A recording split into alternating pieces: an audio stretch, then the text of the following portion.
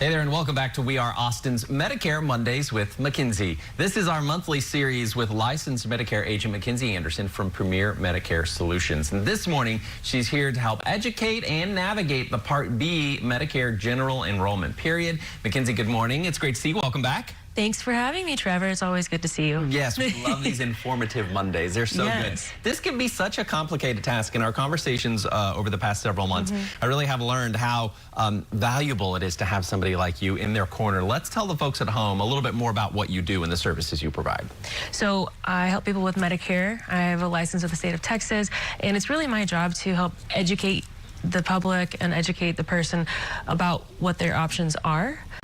Because Medicare is confusing, and so I like to stay on a very high level initially, just so that they know just enough to know when something's too good to be true or they're being taken advantage of. Yeah, that is so great to know. It can be so complicated, and to have somebody like you in their corner is invaluable. We have visited with guests and clients of yours in past segments to really learn how important that relationship is to have somebody. Now, Medicare Part B General Enrollment Period, we're coming up on a deadline here. It ends on March 31st. So what should people know about this enrollment period?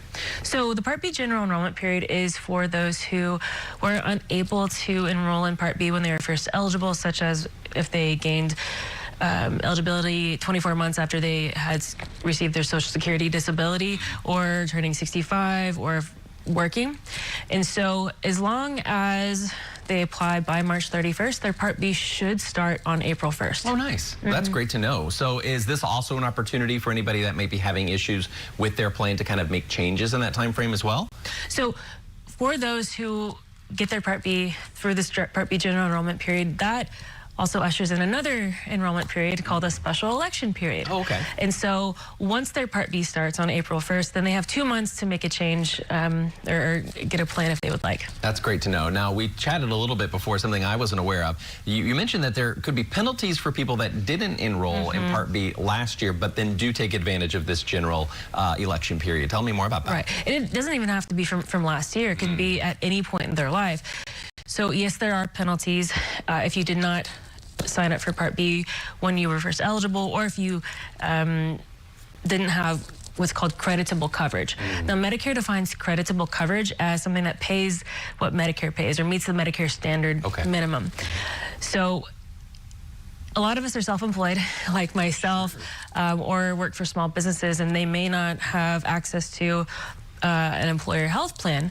So unfortunately, Medicare does not see marketplace plans or Obamacare plans or individual plans as creditable coverage. I see. Now, if you work for a small business, kind of a good rule of thumb is if the health plan covers less than 20 employees, then you're most likely going to need to sign up for Medicare.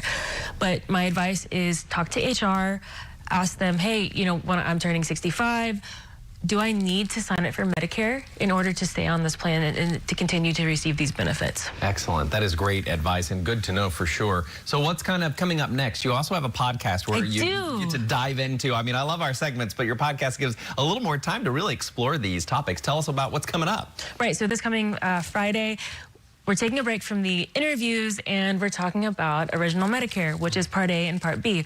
So Part A and Part B, this is kind of the basics, the bare minimum, what you need in order to get any type of additional coverage.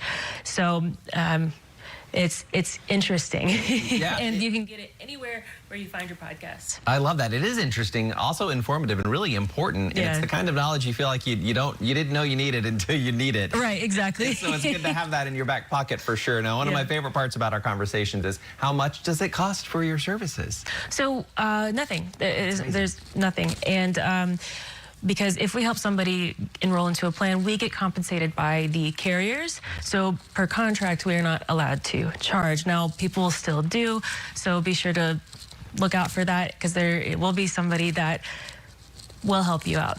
Yeah, that is really good to know, and especially when people are kind of already navigating a daunting or intimidating part of their life. I think it's great to have somebody like you on their side for sure. How do people get in touch with you to kind of get started, or if they have questions? Right.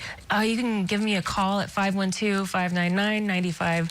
27, or you can also text me at that number. Nice. Or you can email me at Mackenzie@premiermedicaresolutions.com. You can also go to my website. You can check out my Facebook, my YouTube.